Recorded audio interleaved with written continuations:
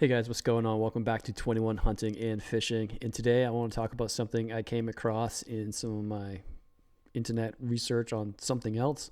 And I thought it was an interesting topic. And it's also a topic I don't have much skin in the game, but let's get started. So, what is the topic? So, I saw this article about non-residents needing a valid Idaho big game hunting license to gather antlers in Idaho.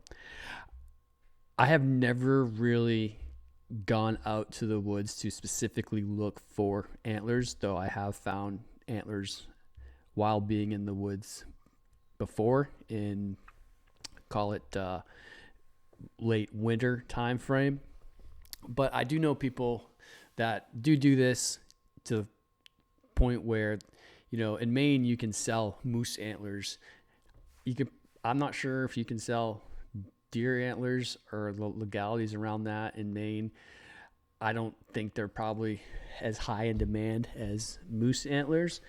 The number that I've heard was $20 per pound. So if you find a set of moose antlers, you can weigh them and sell them. Bigger the better, the more money you get. But anyways, let's get back to the topic of this article. So again, I went through the article and screenshot the article piece by piece, and I'll read through it and you can let me know what you think. So the title of the article is Non-Residents Need a Valid Idaho Big Game Hunting License to Gather Antlers in Idaho.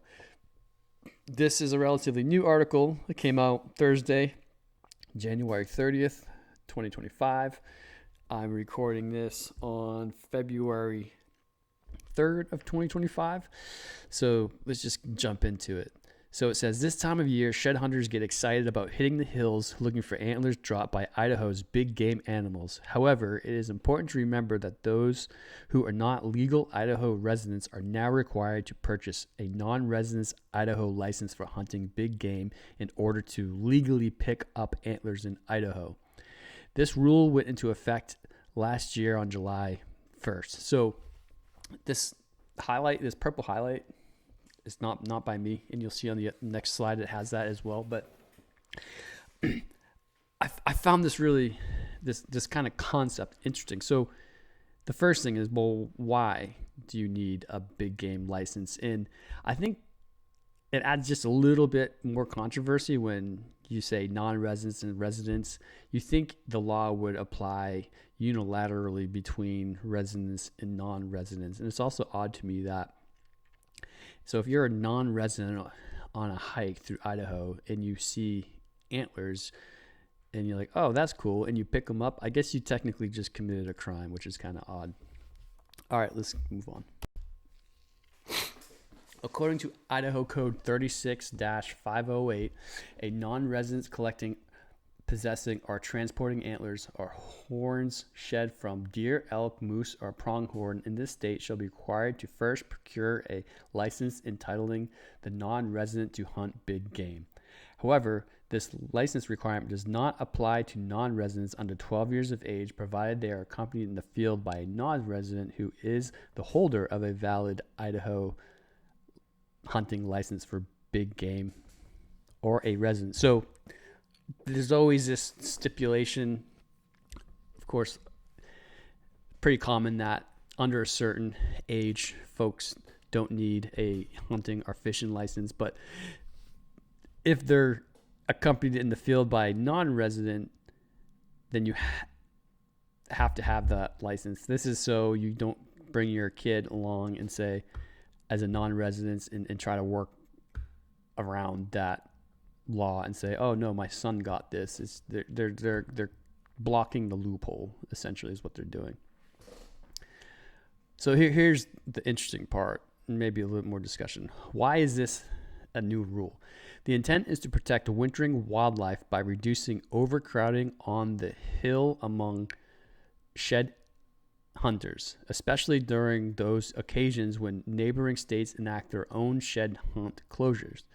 When neighboring states have an emergency closure, that action can often drive shed hunters to other states like Idaho, where shed hunting may still be open, as was the case during the severe winter of 2022/2023. An influx of extra people on the landscape can make wintering wildlife even more vulnerable to increased disturbance, and that's true even during an average winter. So I kind of have never liked these like half in, half out rules. So if you want to protect the wintering wildlife, then just outlaw shed hunting. Right? So if that's the problem, then you just outlaw it. And if you're saying that's the problem, then do something about it. But you're kind of saying the wintering wildlife is vulnerable, but you can still kind of go and do this. Because, okay, so if you're a non-resident, just go get your Idaho big game hunting license and go do it. And then you disturb the wildlife just the same.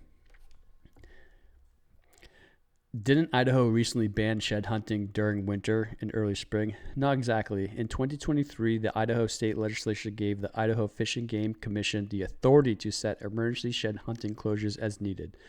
With significant public support, the commission temporarily closed shed hunting in Idaho's southeast and upper Snake regions from January 1st through April 14th in 2024.